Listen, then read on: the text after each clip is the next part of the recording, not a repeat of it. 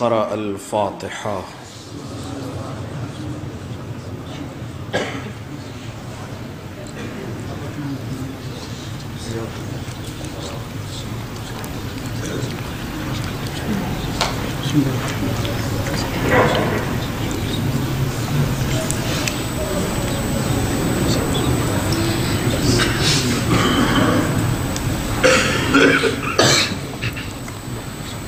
أعوذ بالله السميع العليم من الشيطان اللعين الرجيم. بسم الله الرحمن الرحيم. الحمد لله الذي إليه مصائر الخلق وعواقب الأمر. نحمده على عظيم إحسانه ونير برهانه ونوام فضله وامتنانه، حمدا يكون لحقه قضاء ولشكره أداء وإلى ثوابه مقربا ولحسن مزيده موجبا. والصلاة والسلام والتحية والإكرام على أمينه وحبيبه وخيرته من خلقه وحافظ سره ومبلغ رسالاته، العبد المرتضى والنبي المجتبى والرسول المصطفى أبي القاسم محمد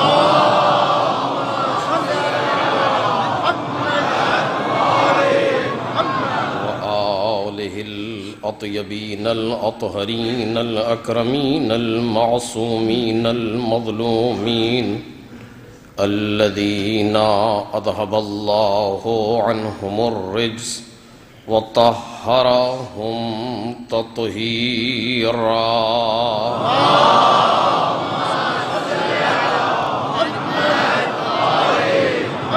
لا سيما ابن الزهراء بقية الله وآيته الكبرى، واللعنة الأبدية على أعدائهم أجمعين.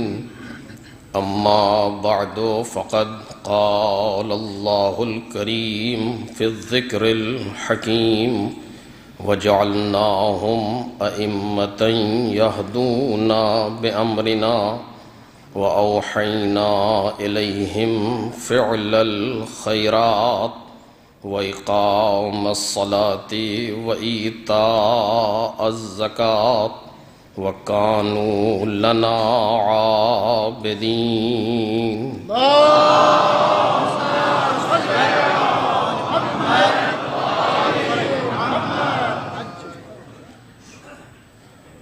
بزرگان محترم اور برادران عزیز،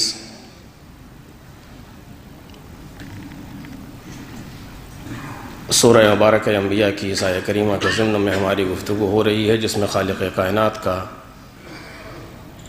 ارشاد ہے کہ ہم نے انہیں امام بنایا جو ہمارے امر سے ہدایت کرتے تھے، اور ہم نے ان کی طرف کار خیر کرنے، نمازوں کو قائم کرنے اور زکوٰۃ دینے کی وحی کی، اور یہ سب ہماری ہی عبادت کرنے والے تھے۔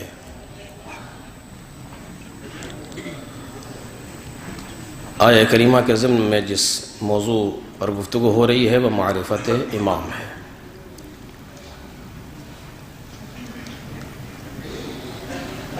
ہماری گفتگو اس مقام پر تھی کہ پروردگار عالم نے انہیں امام بنایا ہے، یعنی آگے رہنے والا، راہبر، پیشوا، پیشرو قرار دیا ہے۔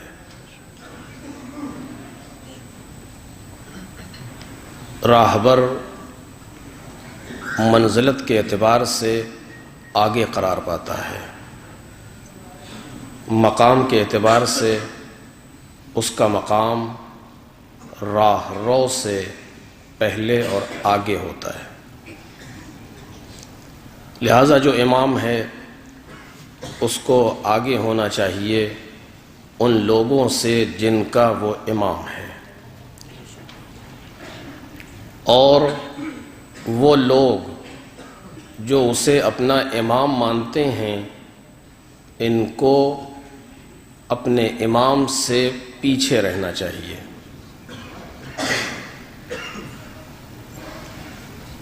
اس اعتبار سے ہوں کہ نہ امام سے آگے جانے پائیں اور نہ امام سے بہت زیادہ پیچھے رہ جائیں،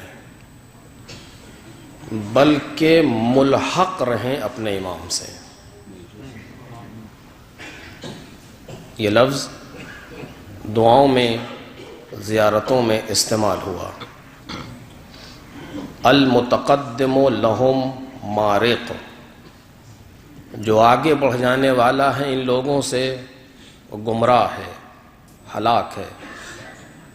والمقصر فی حقکم زاہق، جو ان کے حق میں مقصر ہے یعنی پیچھے رہ جانے والا ہے وہ بھی نابود ہو جانے والا ہے۔ واللازم لہم لاحق، لازمی یہ ہے کہ انسان ان سے ملحق رہے۔ ترتیب میں نے ملاحظہ نہیں کی۔ واللازم لہم لاحق یہ زیارت جامعہ کے 3 فقرے ہیں، المتقدم لہم مارق، واللازم لہم لاحق، والمقصر فی حقکم زاہق، یہ ترتیب ہے۔ یعنی انسان کے لیے ضروری ہے کہ اپنے آپ کو اپنے امام سے ملحق رکھے، ملا ہوا رکھے، نہ آگے بڑھنے پائے نہ پیچھے ہٹنے پائے۔ اس کو بیان بھی کیا گیا، اس کو عملاً کر کے دکھایا بھی گیا۔ جب امامت کا اور ولایت کا پیغام دیا گیا تو پہلے یہی کہا گیا کہ جو آگے بڑھ گئے ہیں وہ پیچھے آ جائیں، جو پیچھے رہ گئے ہیں وہ آگے آ جائیں، کیونکہ اب یہاں سے منزل ولایت اور امامت کی شروع ہونے والی ہے۔ اس کے معنی یہ ہیں کچھ ایسے تھے جو آگے چلنے کے عادی تھے، یعنی پہلی منزل پر جہاں پر اعلان ولایت ہونے والا ہے وہاں عملاً اس چیز کو کر کے دکھایا جا رہا ہے کہ ادھر آگے چلا جانا بھی مناسب نہیں ہے، پیچھے رہ جانا بھی مناسب نہیں ہے۔ اگر آگے بڑھ گئے ہو تو واپس آؤ، اگر پیچھے رہ گئے ہو تو اپنے آپ کو پہنچاؤ اس منزل تک تاکہ اس مقام پر آ جاؤ جسے صراط مستقیم کہا جاتا ہے۔ ایک صلوات پڑھیں محمد اور آل محمد،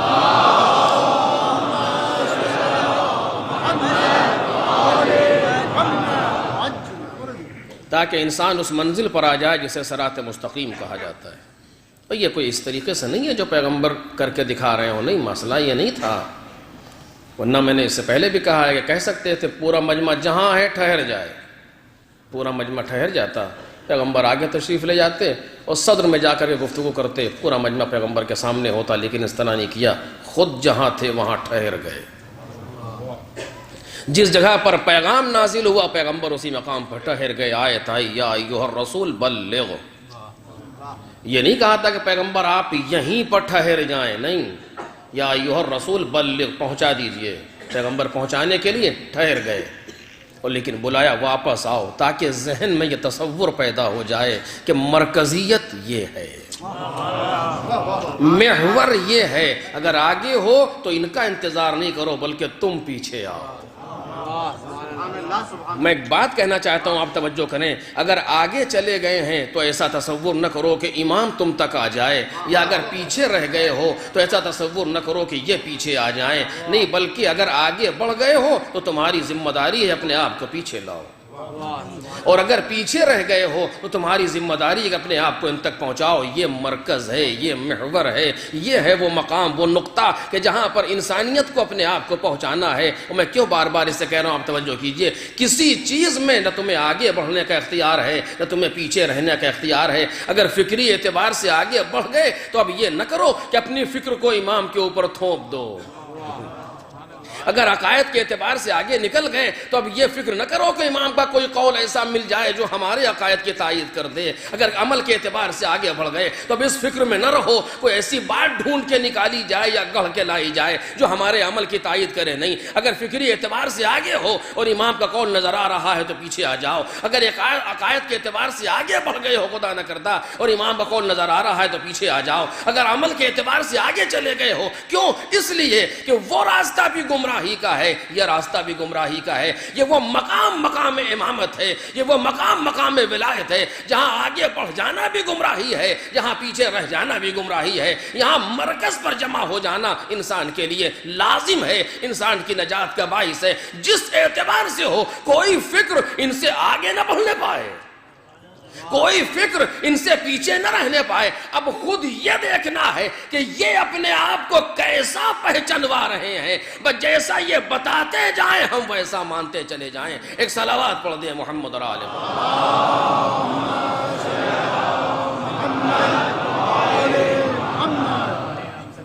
گزارش کر رہا ہوں جتنا آپ لوگ سمٹ سکتے ہیں سمٹ جائیے. باہر بہت مومنین کھڑے ہیں,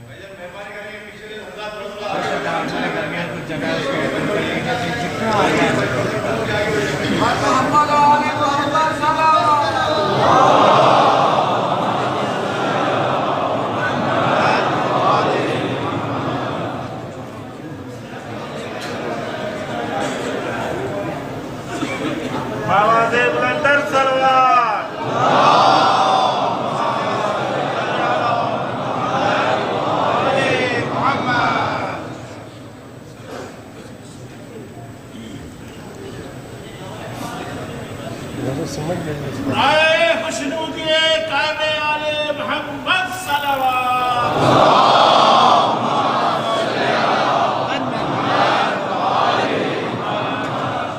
نعرہ حیدری یا علی یا علی یا علی مدد حق حیدر. اللہ اکبر یا رسول اللہ.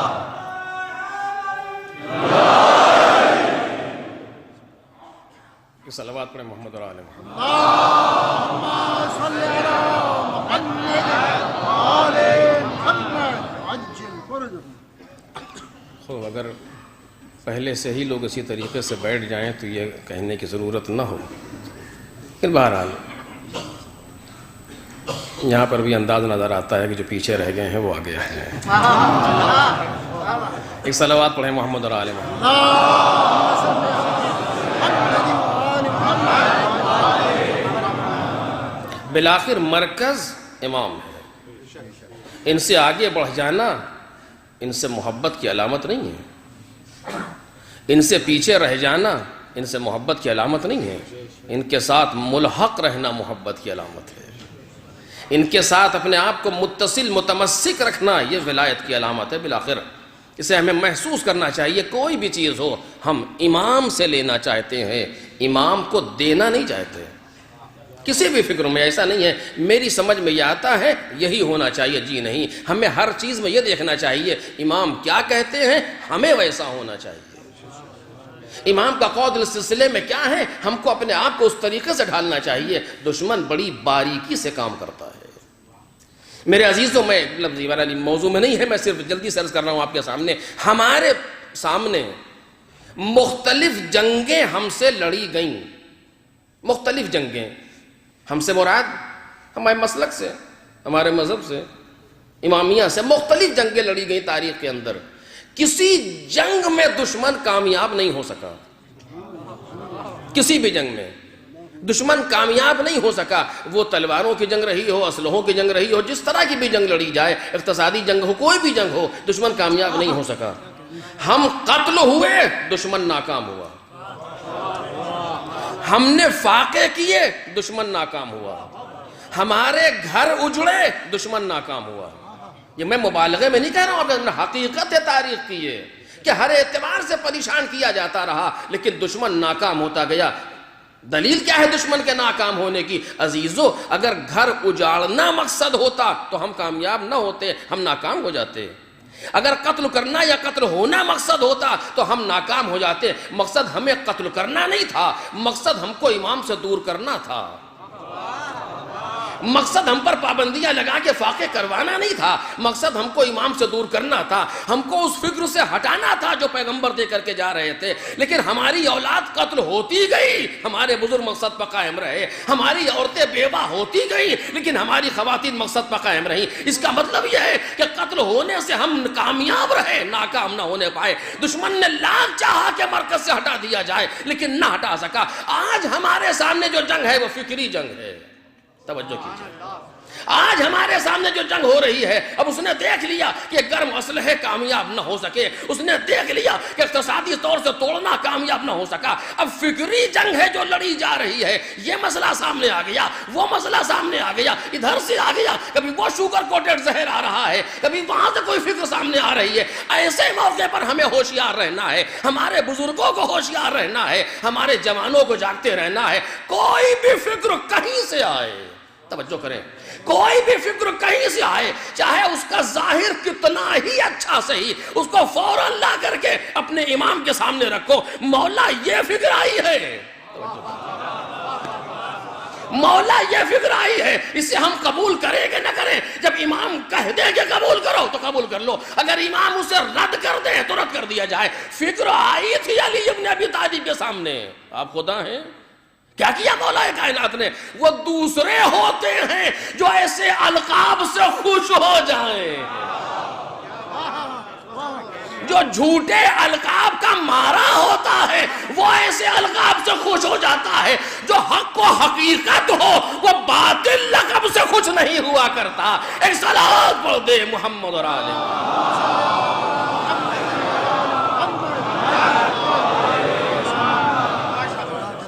کہیں سے کوئی فکر آئے، کسی جگہ سے آئے، دشمن فکریں لا رہا ہے۔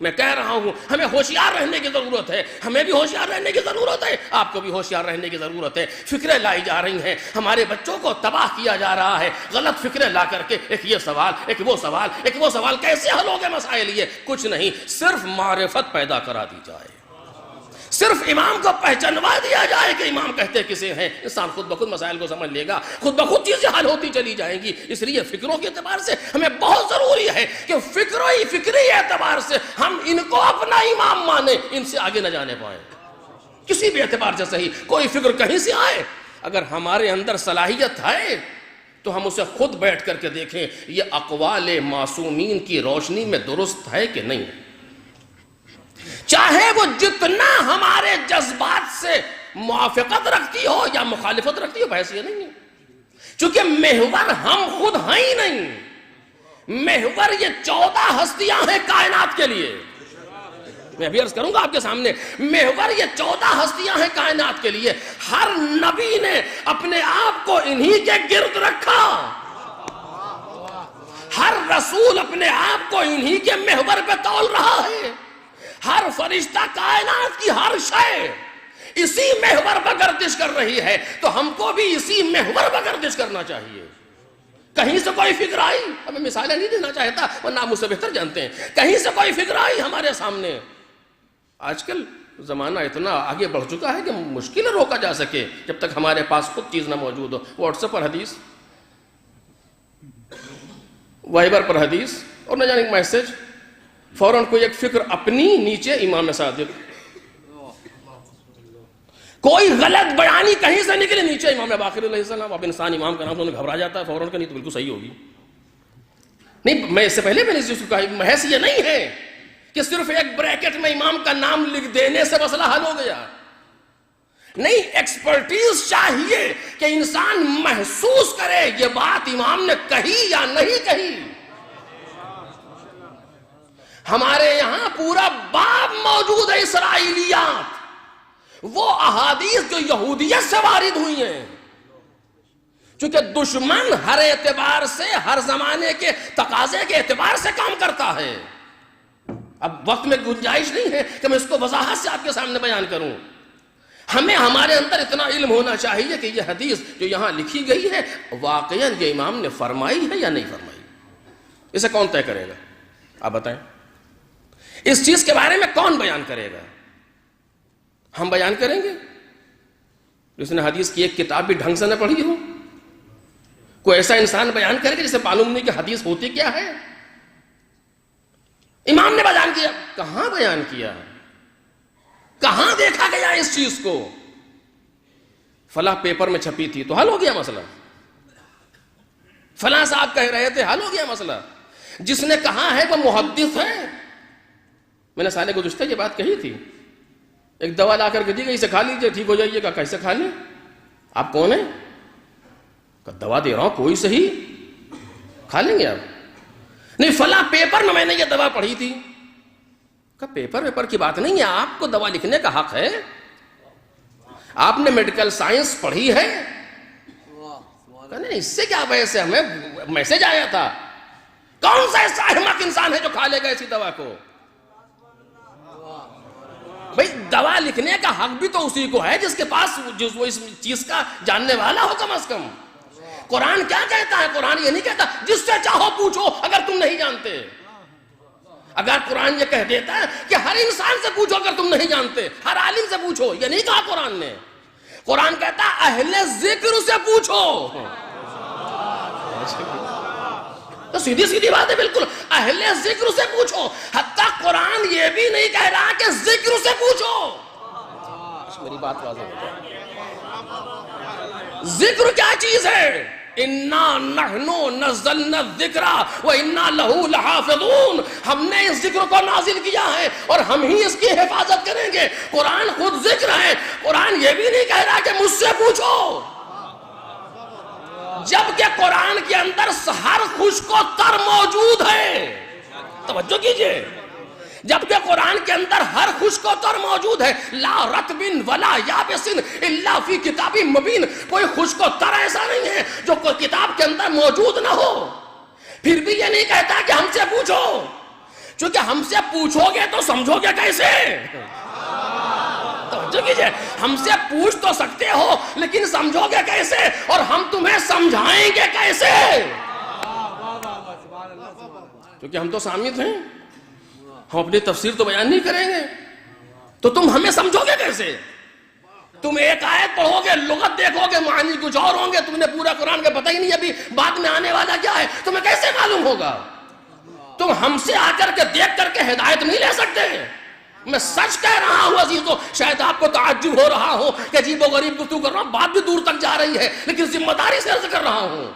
جو انسان قرآن کے بارے میں کما حق ہو علم نہیں رکھتا، وہ قرآن مجید سے مسئلے کو حل نہیں کر سکتا. کیوں؟ دلیل کیا ہے؟ دلیل بالکل آسان سے دلیل. یفسر، قرآن وہ ہے کہ یفسر بعضہ بعضا. قرآن کا کچھ، قرآن کے کچھ کی تفسیر بیان کرتا ہے. یہ حدیث ہے. قرآن کا کچھ، قرآن کے کچھ کی تفسیر بیان کرتا ہے. اور ادھر سے من فسر القرآن برأیہ مقعدہ النار. جو قرآن کی تفسیر کرے اپنی رائے سے، اس کا ٹھکانہ جہنم. سخت ہوا؟ آسان ہوا؟ من فسر القرآن برأیہ مقعدہ النار. جس نے قرآن کی تفسیر بیان کی اپنی رائے سے، اس کا ٹھکانہ جہنم ہے. ایک. پھر کیسے کریں؟ یفسر بعضہ بعضا. قرآن کا کچھ، قرآن کے کچھ کی تفسیر کرتا ہے. اب کیا ہوا کہ ہم نے جو آیت پڑھی ہے یہاں پر، یہ قرآن کا کچھ ہے. اس سے تو یہی بات سمجھ میں آتی ہے، لیکن اس کچھ کی کہیں کچھ اور تفسیر ہو رہی ہے. وہ ہمیں کیسے معلوم؟ جب اس کچھ کو اس کچھ سے ملائیں گے تو نتیجہ کچھ اور نکلے گا. اب کیا کریں؟ قرآن مجید کہتا ہے قیامت میں کوئی شفاعت نہیں کر سکتا. قرآن کہتا ہے، اٹھا کے دیکھ لیجیے آپ، کوئی بھی قرآن قیامت میں شفاعت نہیں کر سکتا. یہ کچھ ہے. بنا لیجیے اپنی فکر، قیامت میں شفاعت ہے ہی نہیں. فی امان اللہ. ہے ہی نہیں، قرآن کہہ رہا ہے قیامت میں شفاعت نہیں، کوئی بھی شفاعت نہیں کر سکتا قیامت میں. قرآن کی آیت صریح. اس کے بعد یہ کچھ تھا، اگلے کچھ میں کہتا ہے سوائے ان کے جن کو اذن دیا گیا ہو. ایک صلوات بولے محمد اور آل محمد.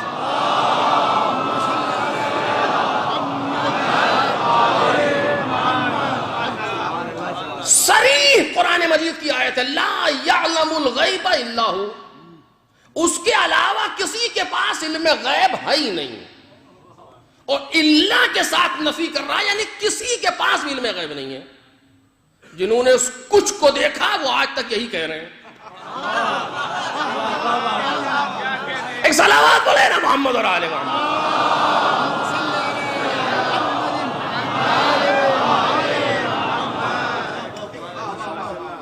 کسی لا یعلم الغیب الا ہو، آج سامنے آج بیان کیا قرآن مجید کی فلاح میں دیکھیے لا یعلم الغیب الا ہو، علم غیب ہے ہی نہیں کسی کے پاس سوائے پروردگار کے. وہ ٹھیک ہے قرآن کی آیت ہے، بنا لیجئے فکر کسی کے پاس نہیں، لوگوں نے بنا لی کچھ کو دیکھ کر کے. آگے آیت میں کہا گیا کہ دوسرا سوروں میں وہیں پر نہیں کہا گیا کہ کوئی کسی کے پاس علم غیب نہیں ہے سوائے الا من ارتضی یا الا من یجتبی. دو لفظ قرآن نے دی، یجتبی جسے مجتبا کر لے، من ارتضی جسے مرتضی کر لے.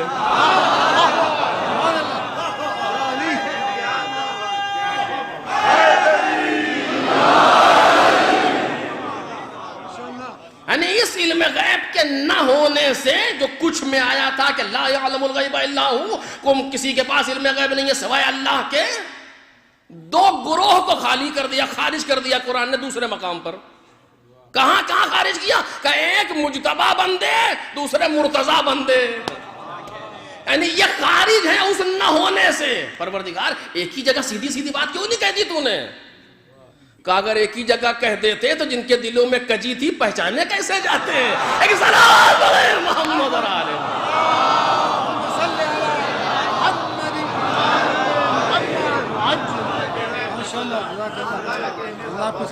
کہ اگر ایک ہی جگہ پر سیدھی سیدھی بات بیان ہو جاتی بالکل بسم اللہ الرحمن الرحیم، پہلا نبی آدم، دوسرا نبی فلاں، تیسرا نبی فلاں، الی آخر پہلا امام، تو پھر اس کائنات میں لوگوں کو بھیجنے کا فائدہ کیا تھا؟ یہ کائنات بنی ہے آزمائش کے لیے، امتحان کے لیے. امتحان کے لیے ضروری ہے سسپینس ہر زمانے میں رہے. مجھے یاد نہیں آ رہا میں نے اس سے پہلے کہا کہ نہیں کہا، لیکن دو لفظوں میں سن لیجیے جلدی سے. یہ کائنات آزمائش اور امتحان کے لیے بنی ہے، یہاں سسپینس ضروری ہے. قرآن بھی ایسا نہیں ہے کہ بالکل حل کر کے دے دے. قرآن حل کرنے والی کتاب نہیں ہے، قرآن علم کی کتاب نہیں ہے، قرآن ہدایت کی کتاب ہے. ہدایت کی کتاب کے لیے ضروری ہے کہ پہلے ڈھونڈو تاکہ ہدایت حاصل ہو. ہر زمانے میں سسپنس چاہیے. پیغمبر کے بعد جتنا بڑا سسپنس آیا تاریخ بشریت میں شاید نہ آیا ہو. ادھر بھی پیغمبر کے عزیز، ادھر بھی پیغمبر کے عزیز، ادھر بھی پیغمبر کے جاننے والے، ادھر بھی پیغمبر کے جاننے والے، ادھر بھی پیغمبر کے عزیز دار، ادھر بھی پیغمبر کے عزیز دار، ادھر بھی نماز پڑھنے والے، ادھر بھی نماز پڑھنے والے، ادھر بھی روزہ رکھنے والے، ادھر بھی روزے رکھنے والے، ادھر بھی حافظان قرآن، ادھر بھی حافظان قرآن، ادھر بھی پیغمبر کے صحابہ، ادھر بھی پیغمبر کے صحابہ. اب خود پہچانو حق ادھر ہے یا حق.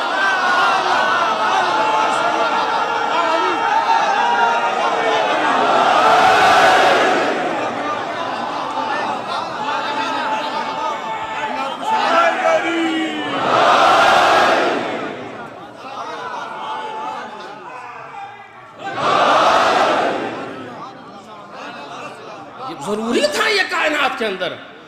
قرآن میں ائمہ کا نام دکھائیے، وہ ہوتا تو غلط تھا. کیوں کہ اگر ہوتا تو پھر آپ پہچانے کیسے جاتے ہیں؟ آپ کا بغض ظاہر ہونے کے لیے نام نہ رکھنا ضروری ہے. ضروری ہے کچھ ایسے لوگ ہوں. اب آپ دیکھیے کوئی جہاں سے بات شروع ہوئی تھی، کوئی فکر آئے قرآن کے سامنے ہم نہیں لا سکتے اتنی آسانی سے. کیوں؟ چونکہ ہم قرآن کو پہچانتے ہی نہیں. قرآن کی آیتوں کا ترجمہ اردو میں پڑھ لینا حل ہو گیا مسئلہ. قرآن کا کچھ قرآن کے کچھ کی تفسیر کرتا ہے. اس جملے کا مطلب کیا ہے؟ یفسر بعضہ بعضا. اس کے معنی کیا ہیں؟ اس کا مطلب یہ ہے جب تک آپ کو قرآن کے سب کچھ کا علم نہ ہو تفسیر نہ فرمائیے گا.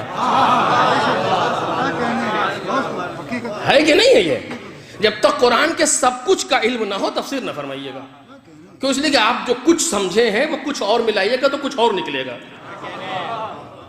بالکل یہی کیفیت، میں ذمہ داری سے کہہ رہا ہوں آپ کے سامنے، بات دور تک جا رہی ہے، بالکل یہی کیفیت معصومین کی احادیث میں ہے کہ یفسر بعضہ بعضا، بعض کی تفسیر کرتا ہے. ایک حدیث مولا کائنات کی ہے، اس کی تفسیر امام صادق فرما رہے ہیں. ایک بات امام صادق نے کہی ہے، اس کی تفسیر امام حسن فرما چکے ہیں. اب آپ نے پہچانا کیوں؟ اس لیے کہہ رہا ہوں کہ وہ چپ رہنے والا قرآن ہے، یہ بولنے والا قرآن ہے. وہ قرآن صامت ہے، یہ قرآن ناطق ہے. جو شان اس کی ہے وہی شان اس کی ہے. نہ وہاں کوئی اختلاف، الحمد سے لے کر کے والناس تک کوئی اختلاف نہیں. 23 سال میں قرآن آیا، کوئی اختلاف نہیں. جب وہاں کوئی اختلاف نہیں تو یہاں بھی اختلاف نہیں ہونا چاہیے. مولا کائنات سے امام عسکری تک اگر ایک حدیث کو ٹکرا دے تو جانوں نہ وہاں اختلاف نہ یہاں اختلاف. جو شان وہاں ہے وہی شان یہاں ہے. اب مجھے کہنے دے، جب قرآن کے لیے حق نہیں کہ جب تک سب کچھ کا علم نہ ہو تفسیر نہیں کر سکتے، اسی طریقے سے حدیث معصومین میں جب تک ساری حدیثوں پر نظر نہ ہو ایک حدیث سے نتیجہ نہیں لے سکتے. ایک صلوات پڑھ دے محمد اور آل محمد.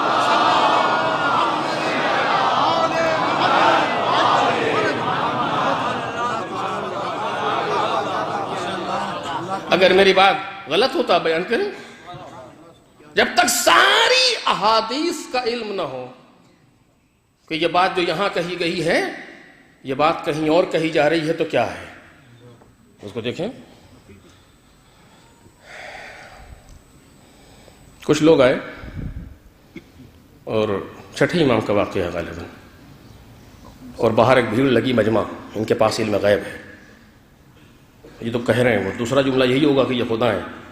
بولے اتنا تو ثابت ہو جائے، ایک قدم بڑھتا ہے نا انسان آگے. امام باہر آئے اور آپ نے آ کر کے تقریر کی. کبھی میری کنیز مجھ سے چھپ گئی تھی، میں ڈھونڈتا پھر رہا تھا. اگر علم غیب ہوتا تو میں کیوں ڈھونڈتا اس کو؟ لوگ مطمئن ہو گئے، نہیں چلے گئے. جو ساتھی تھا کہ مولا کیا واقعہ نہیں ہے؟ کہ اندر آؤ تو بتاتے ہیں.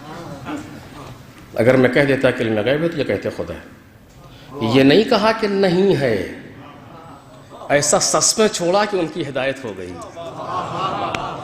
اب جس نے وہ دیکھا ہے وہ کچھ اور کہے گا، جس نے یہ دیکھا ہے یہ کچھ اور کہے گا. جب دونوں کو ملائے گا نتیجہ نکلے گا وہاں کہو جس میں اہلیت ہو. ایک صلوات پڑھیں محمد اور آل محمد. تو قرآن مجید نے یہ نہیں کہا کہ مجھ سے پوچھو، جبکہ سارا علم قرآن کے اندر موجود ہے. کوئی چیز ایسی نہیں ہے جو قرآن سے باہر ہو. قرآن کہتا ہے فَاسْأَلُوا أَهْلَ الذِّكْرِ، اہل الذکر، جس میں اس ذکر کی اہلیت ہو. قرآن کا حفظ کر لینا اور ہے، قرآن کا اچھے لہن میں قراءت کر لینا اور ہے، معانی قرآن کو ترجمے کے زور سے سمجھ لینا اور ہے، قرآن کو روزانہ تلاوت کرنا اور ہے. لیکن اپنے اندر قرآن کی اہلیت پیدا کرنا یہ بہت بڑا مسئلہ ہے. قرآن یہ نہیں کہہ رہا کہ فَاسْأَلُوا قَارِئَ الْقُرْآنِ، فَاسْأَلُوا حَافِظِ الْقُرْآنِ، فَاسْأَلُوا عَامِلِ الْقُرْآنِ، فَاسْأَلُوا نہیں، فَاسْأَلُوا أَهْلَ الذِّكْرِ. اہل ذکر سے پوچھو جس میں اہلیت پیدا ہو قرآن کی. وہ کون ہے جو قرآن کی اہلیت رکھتا ہو؟ بس کوئی نہیں ہو سکتا سوائے امام کے جس میں قرآن کی اہلیت پائی جائے. کیوں؟ قرآن کا انداز یہ ہے کہ لا رطب ولا یابس الا فی کتاب مبین. کوئی خشک و تر ایسا نہیں ہے جو کتاب کے اندر نہ ہو. تو اہل وہی ہوگا جو ہر خشک کو جانتا ہو، ہر تر کو جانتا ہو.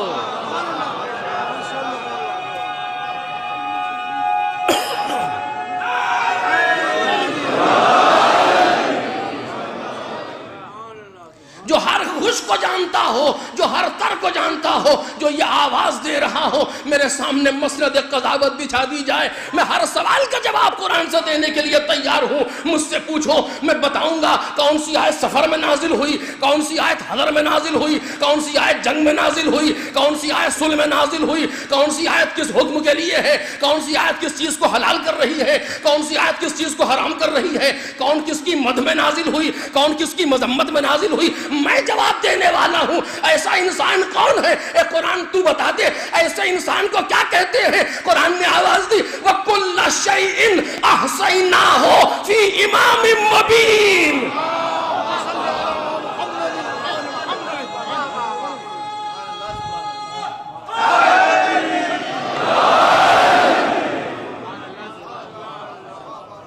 ایک صلوات پڑھیں بآواز بلند۔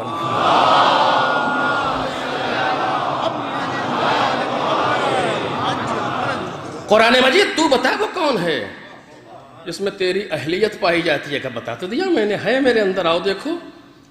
اگر یہ چشمہ ہٹاؤ اپنا بغض کا، تمہیں نظر آئے گی آیت، اور اگر نہیں ہوگا تو پھر معانی میں پھنسے رہ جاؤ گے، حقیقت تک نہیں پہنچ پاؤ گے۔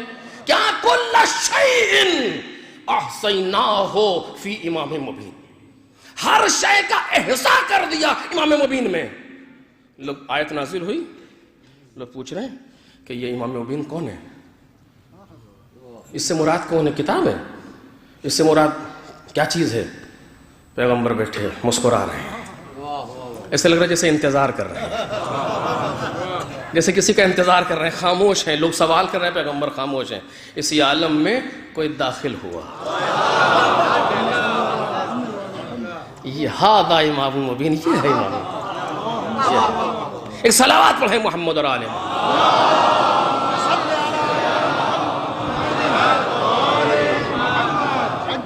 یہ امام مبین ہے، توجہ کیجئے، بس آخری جملہ سلسلے کا، بات آگے بڑھ جائے۔ یہ امام مبین ہے، یعنی اس کے پاس ہر چیز کا علم ہے۔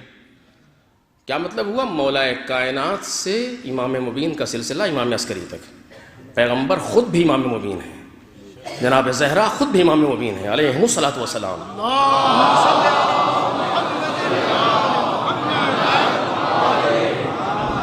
کہ ظاہری اعتبار سے جو سلسلہ ہوا، پیغمبر کے بعد سے گفتگو کر رہا ہوں، وہ مولا کائنات سے امام عسکری تک، یعنی وہ چیز جو قرآن میں تھی اس کو ان اہل قرآن نے حل کیا۔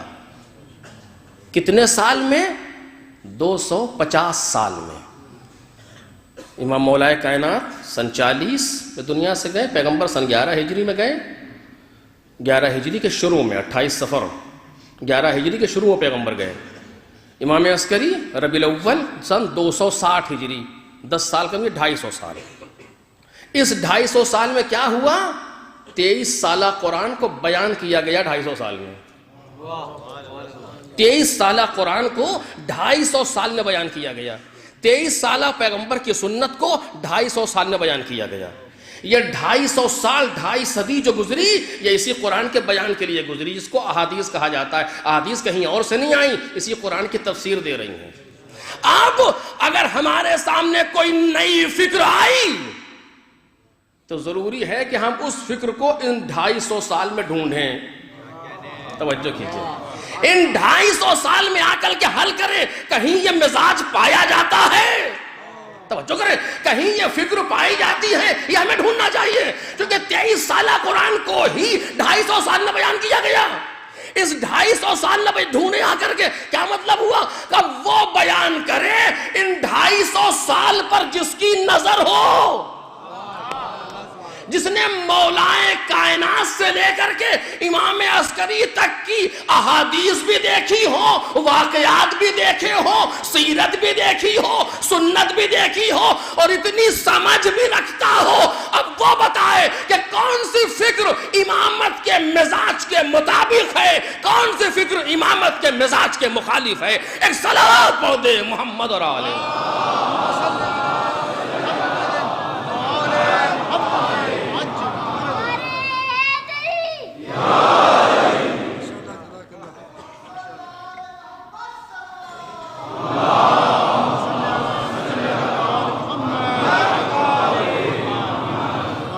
یہ وہ مرحلہ ہے جہاں ہمیں اور آپ کو پہنچنا ہے. آج جو ہم جنگ لڑ رہے ہیں فکری جنگ ہے.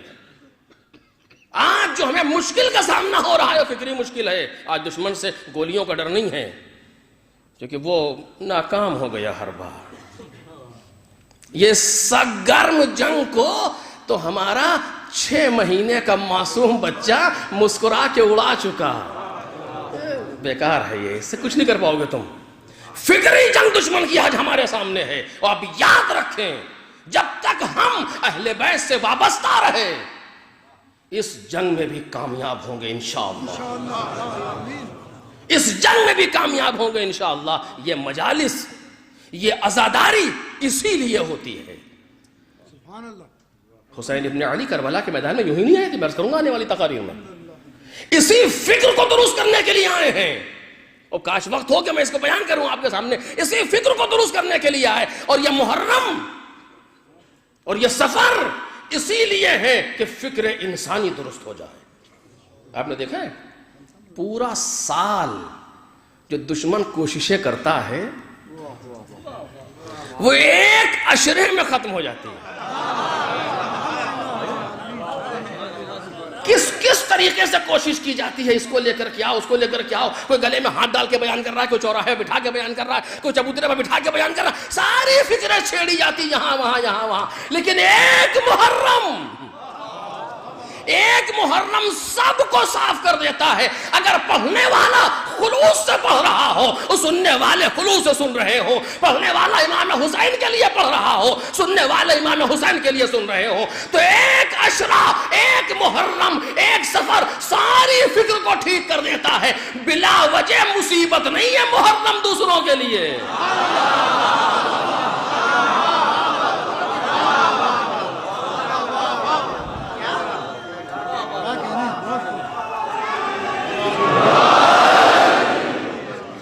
یوں ہی نہیں مشکل بنی ہوئی ہے, یہ نہ کیجئے وہ نہ کیجئے, یہاں نہ کیجئے وہاں نہ کیجئے. جہاں تک آپ کائنات میں جائیے جا کر کے دیکھیے یہ معجزہ حسینی ہے. معجزہ حسینی ہے کہ ہر سرزمین پر مجلس ہے. 2 معجزے کائنات میں نظر آ رہے ہیں جسے آج تک کوئی نہ روک سکا نہ روک سکے گا. ایک اذان ہر سرزمین پر ہو رہی ہے دنیا میں اور ہر لمحہ ہو رہی ہے. نہ اذان رک سکی اور نہ یا حسین رک سکا. یہ 2 عجب معجزے ہیں. نہ اذان رک سکی, آپ دیکھ لیجئے کتنی کوشش کی گئی اس کو ختم کرنے کے لیے لیکن کچھ نہیں ہوا. آج بھی ہو رہی ہے. اور دوسرا یا حسین ہے جو نہ رک سکا, ہر جگہ ہے. کوئی چاہے بند کمرے میں کر رہا ہو, کوئی اپنے گھر میں بیٹھ کر کے کر رہا ہو. اور اب تو انٹرنیٹ کا زمانہ ہے, ملی سامنے ہے, سننے والا سنتا جا رہا ہے, روتا جا رہا ہے. روک نہیں سکتا زمانہ اسے. 2 چیزیں نہ رک سکی, ایک لا الہ الا اللہ نہ رک سکا, ایک یا حسین نہ رک سکا. اب یہ اپنی بات ہے. لا الہ کو حسین نے نہ مٹنے دیا, یا حسین کو خدا نے.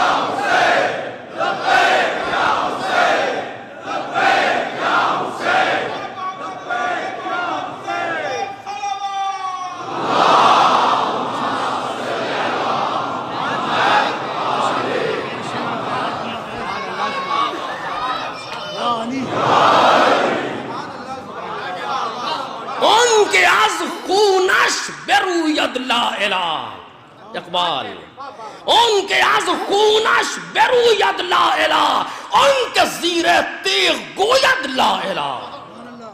جس کے خون سے لا الہ کو نمو ملے, جو خنجر کے نیچے بھی لا الہ کہے. قدرت آواز دیتی ہے حسین اگر تو نے اس لا الہ کے لیے سب کچھ کر دیا تو میں خدا نہیں جب تک تیرا نام کائنات کے چپے چپے پر نہ.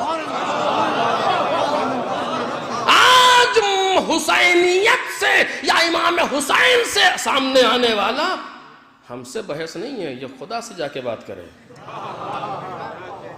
ہم عزاداری کو نہیں بچا رہے، یہ غلط ہے.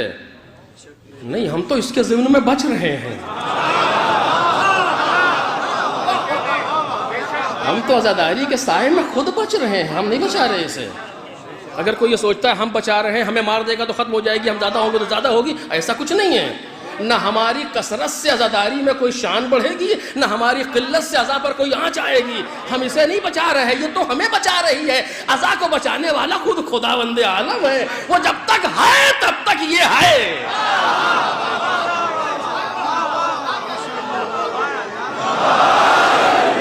ہاں، ہم اس کے تحفظ کے لیے جو کر سکیں گے کریں گے. یہ ہماری ذمہ داری ہے. اس نیت سے نہیں کہ ہم اسے بچا رہے ہیں، نہیں، بلکہ یہ ہماری ذمہ داری ہے کسی بہانے سے صحیح ہم یا لیتنی کننا معکم فنفوذ فوزا عظیما میں شامل تو ہو جائیں. کل ہوتے تو جان دیتے توفیق ہوتی، آج نہیں ہے تو یا حسین کہیں گے. جو ہم سے ہو سکے گا کریں گے. کوئی ماں کا لال پیدا نہ ہوا جو ہمیں حسین سے دور کر دے.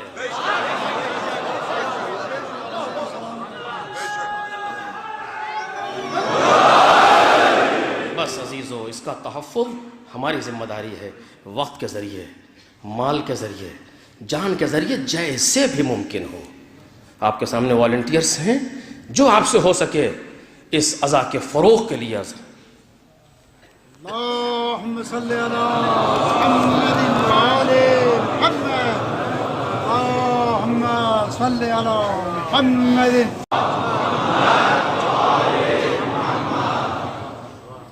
یقیناً لائق تشکر ہیں وہ افراد جو اس عظیم خدمت میں اپنے آپ کو شریک کر رہے ہیں.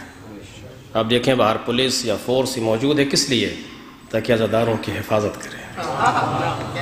ہم مشکور ہیں گورنمنٹ کے، شکر ادا کرتے ہیں کہ واقعاً انہوں نے ہمیں اس عزا کو بہتر طریقے سے انجام دینے کا موقع دیا. اور یاد رکھیں، جس نے بھی حسین کے لیے کچھ کیا ہے، حسین ابن علی اس کا اٹھا نہیں رکھتے. بڑا کریم گھرانہ ہے یہ، ہمیں احساس نہیں ہے. اس نے اپنا سب کچھ دے دیا، اور ہم اگر کچھ دیتے ہیں تو وہ اس کو بھی دھیان رکھتا ہے. بس عزیزو، تمام ہو گئی مجلس. حسین ابن علی عجیب و غریب عنوان ہے تاریخ کا. کبھی وقت ہو انسان اسی لفظ پر تقریر کرے اور گفتگو کرے. حسین ابن علی عجیب عنوان ہے تاریخ کا، انسان سمجھ نہیں سکتا اس چیز کو. آپ دیکھیں، صرف نام لیجئے آنکھوں سے آنسو جاری ہوتے ہیں. یہ کیا ہے؟ کیا ہے یہ؟ کوئی مذاق تو نہیں ہے.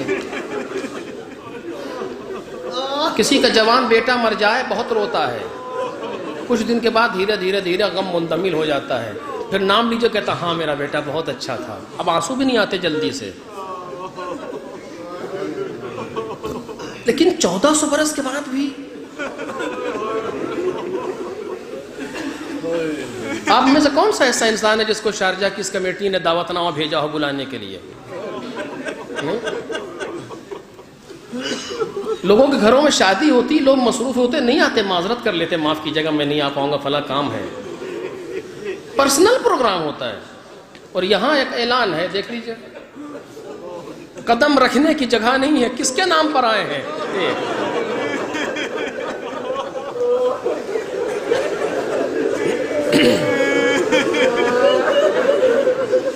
یہ کیا ہے؟ آپ اسے معجزہ نہیں کہتے؟ میں اسے معجزہ کہتا ہوں. آسان کام نہیں ہے ایسے حالات میں کسی کو گھر سے نکال کے یہاں تک لے آنا. لیکن انسان ایک حسین ابن علی کے لیے آ رہا ہے، کیا تاثیر ہے واللہ. بس ہمیں اس سے استفادہ کرنا چاہیے، اس سے فائدہ اٹھانا چاہیے جتنا ممکن ہو. ان مجالس سے پڑھنے والا بھی فائدہ اٹھائے, سننے والے بھی فائدہ اٹھائیں. معمولی مسئلہ نہیں ہے یہ. ایک گھنٹہ جب جمع ہو کر کے خدا بند عالم اس سے قبول فرما لے, جب قیامت میں آئے گا تب سمجھ میں آئے گا. کاش ایک مجلس اور کر لی ہو, کاش ایک مجلس اور پڑھ لی ہوتی. یہ میں نہیں کہہ رہا ہوں, جناب زہیر کہہ رہے ہیں. روز شب عاشور ایک بار مرنا نہیں مولا, اگر 1000 بار بھی مجھے زندگی دی جائے. کیوں؟ اس لیے کہ حسین کا مرنا نہایت شیریں ہے, حسین کا مرنا نہایت قیمتی ہے. اگر 1000 بار بھی ہمیں مارا جائے اور جلایا جائے تو تب بھی ہم نصرت سے کوتاہی نہیں کریں گے. عجیب انداز ہے. ہاں عزیزو, آپ سن چکے آج 5 محرم, عشر اولا کے آدھے دن گزر گئے. آج کی مجلس نہایت حساس ہے, بہت ذمہ داری ہے آج, چونکہ آج ان کا ماتم ہے.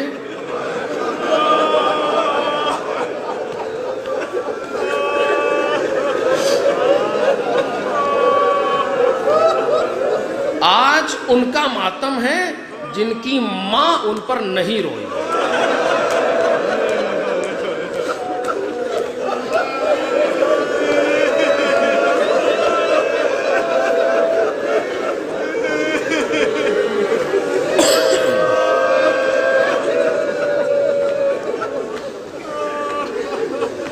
جناب زینب مدینے سے چلیں. عبداللہ ابن جعفر کہتے ہیں بی بی جائیے جائیے, میرے ان 2 بیٹوں کو لیتی جائیے, تاریخ ان کو لیتی جائیے, میں خود چلتا. جناب عبداللہ تک 75 سال سے زیادہ کی آپ کی عمر ہے اور مریض ہے, بستر علالت پر ہے, کہ میں خود چلتا لیکن بیماری ساتھ نہیں دے رہی, انہیں لیتی جائیے. اگر کوئی جنگ ہو جائے, خدا نہ کردہ کوئی جنگ ہو جائے, اولاد حسین سے پہلے میرے بیٹے میدان میں.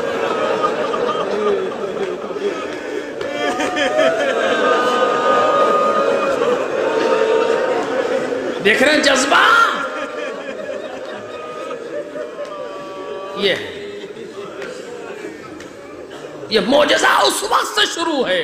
اولاد حسین سے پہلے میرے بیٹے میدان میں جائیں گے. جناب زینب اپنے بچوں کو لے کر کے آئی, بھیا اجازت لے آئے, چلو زینب. یہ قافلہ لے کر کے حسین ابن علی مدینے سے مکہ, مکے سے کربلا تک آ گئے. بیٹے اپنی ماں کے ساتھ ہیں. دن گزرتے رہے, کربلا کی سرزمین پر پہنچ گئے, خیمے لگ گئے, لشکروں پر لشکر آ رہے ہیں, بچے امام حسین کے ہمراہ ہیں. یہاں تک کہ شب عاشور آ گئی. بس تمام کر رہا ہوں جلدی جلدی, یہاں تک کہ شب عاشور آئی. شب عاشور اس شب کا نام ہے کہ جس میں ہر ماں, ہر بہن, ہر زوجہ یہ سوچ رہی ہے آج آخری رات ہے, کل یہ ہمارا وارث ہمارے ساتھ نہ ہوگا, کل یہ ہمارا بچہ ہمارے ساتھ نہ ہوگا, کل یہ ہمارا بھائی ہمارے ساتھ.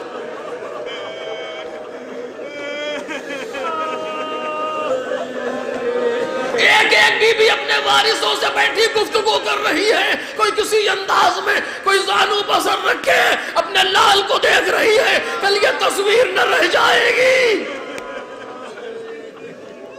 لیکن ایک خیمے میں عجب عالم ہے, 2 بچے سامنے بیٹھے ہیں اور ماں یہ کہہ رہی ہے میرے لال کل روز قربانی ہے,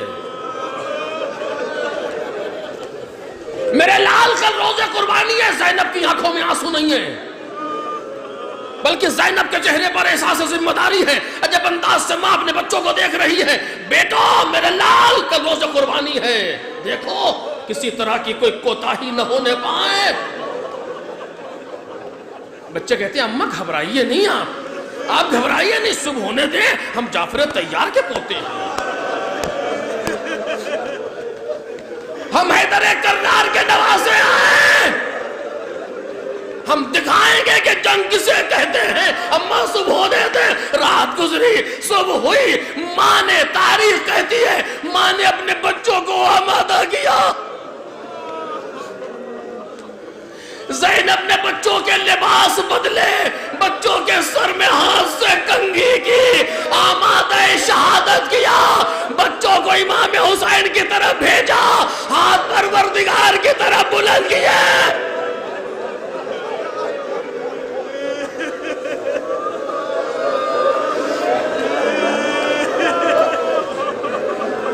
آئے، ہاتھوں کو جوڑا، آقا مجھے رن کی اجازت دے دے،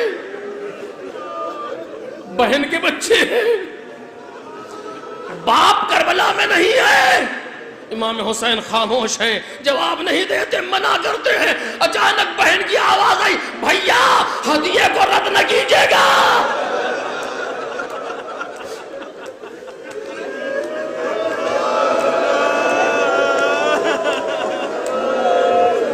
مقتل نے لکھا، امام حسین نے کہا زینب ان کے باپ عبداللہ مدینے میں ہیں۔ کہا بھیا عبداللہ ہی نے بھیجا ہے، عبداللہ ہی نے بھیجا ہے، اور یہ کہہ کر کے بھیجا اگر کوئی جنگ ہو جائے تو میری اولاد قربان ہو جائے۔ امام حسین نے سر جھکا لیا،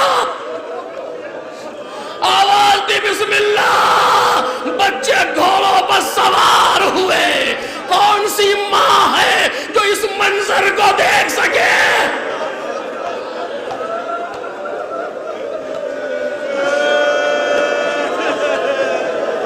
آپ نے دیکھا ہے جب بچہ گھر سے باہر نکلتا ہے ماں کی کیفیت کیا ہوتی ہے۔ جب بچہ سفر میں جاتا ہے دروازے تک آتی ہے، جب تک بیٹا دکھتا رہتا ہے دیکھتی رہتی ہے، دعا کرتی ہے جاؤ خدا حافظ، جاؤ فی امان اللہ، خدا تمہاری حفاظت کرے۔ ارے یہ کون سی ماں ہے جو اپنے دونوں نہال کو تیروں کے درمیان، نیزوں کے درمیان بھیج رہی ہے؟ اجازت ملی اور محمد گھوڑے پر سوار ہو کر کے میدان کی طرف چلے۔ زینب نے مڑ کے نہ دیکھا، خیمے کے اندر واپس۔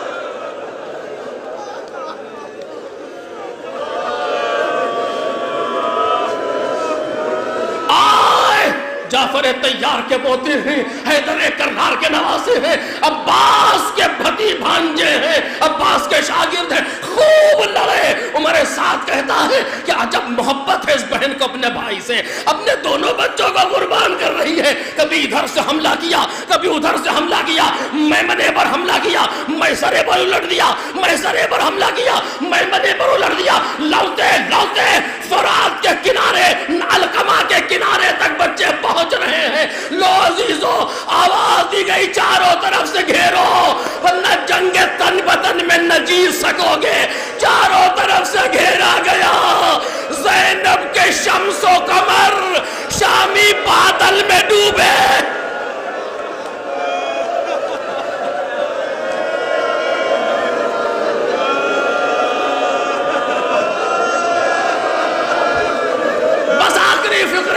زینب کے سورج و چاند شام کے بادل میں ڈوب گئے، اب بچے نظر نہیں آتے۔ چھوٹا بھائی گھوڑے سے گرا، محمد آواز دی بھیا خدا حافظ۔ بڑے بھائی نے کہا ٹھہرو ٹھہرو ٹھہرو، ابھی ہم بھی آ رہے ہیں۔ تلوار چلاتا ہوا بڑھا، زخم کا کے گھوڑے سے گرا، آواز دی مولا خدا حافظ۔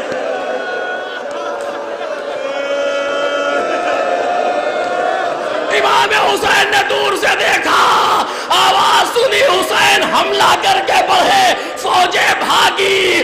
اب جو دیکھا دونوں کملائے ہوئے پھول۔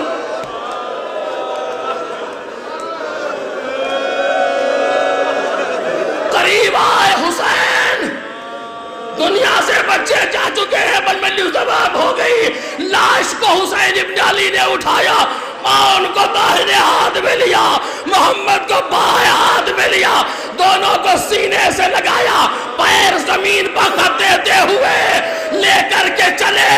ارے خیال ہے میری بہنا، ارے ایسا نہ ہو کہ لاش کو دیکھے تو تڑپ کے مر جائے۔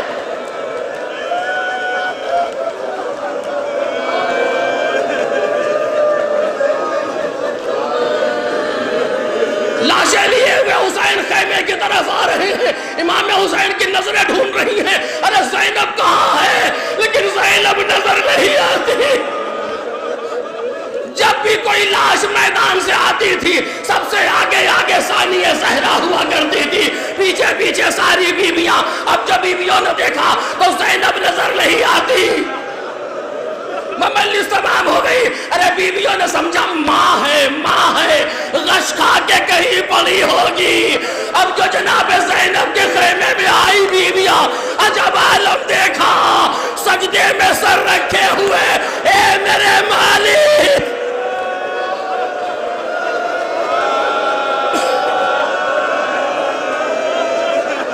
یہ فاطمہ کی لاڈلی ہے، یہ علی کی بیٹی ہے، سجدے میں سر رکھے ہوئے، اے میرے مالک میری محنت کو قبول کر لے، میرے بچوں کو قبول کر لے.